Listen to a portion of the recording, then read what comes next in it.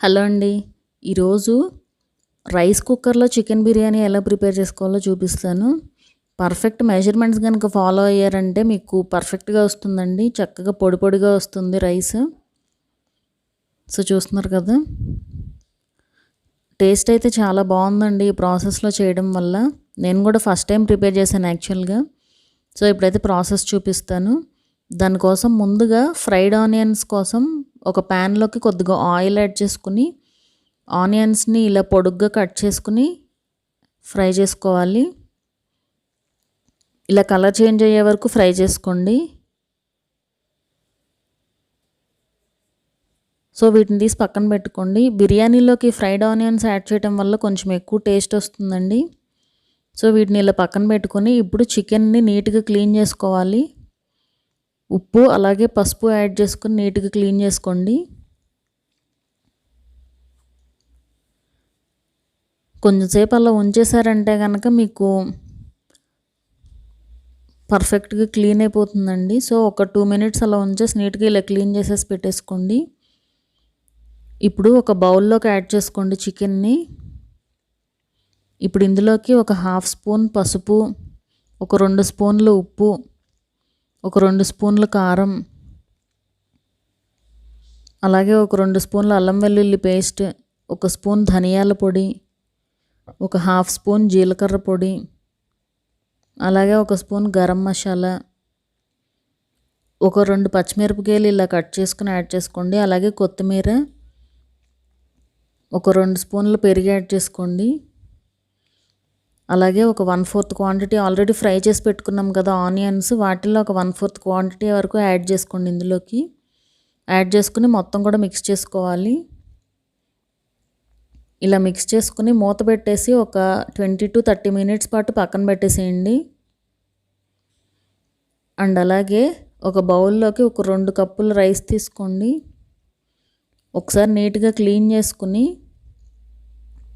Water add చేసుకుని నానబెట్టుకోవాలి ఒక 20 మినిట్స్ పాటు. బాస్మతి రైస్ యూజ్ చేస్తున్నానండి నేను. నార్మల్ రైస్ అయితే కనుక నానబెట్టాల్సిన అవసరం లేదు, డైరెక్ట్గా అయినా యాడ్ చేసేసుకోవచ్చు. సో ఒక 1/2 అవర్ తర్వాత అయితే ప్రాసెస్ స్టార్ట్ చేసుకోవచ్చు. ఇప్పుడు రైస్ కుక్కర్ తీసుకుని అందులోకి కొద్దిగా నెయ్యి యాడ్ చేయండి.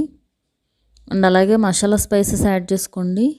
అవి ఫ్రై అయ్యాక ఆనియన్ అండ్ మిర్చి కూడా యాడ్ చేసుకుని ఫ్రై చేసుకోవాలి. ఇవి ఎక్కువ ఫ్రై అవ్వాల్సిన అవసరం లేదండి. కొంచెం ట్రాన్స్పరెంట్ అయ్యాక టొమాటోస్ యాడ్ చేసేసుకోండి ఇందులోకి.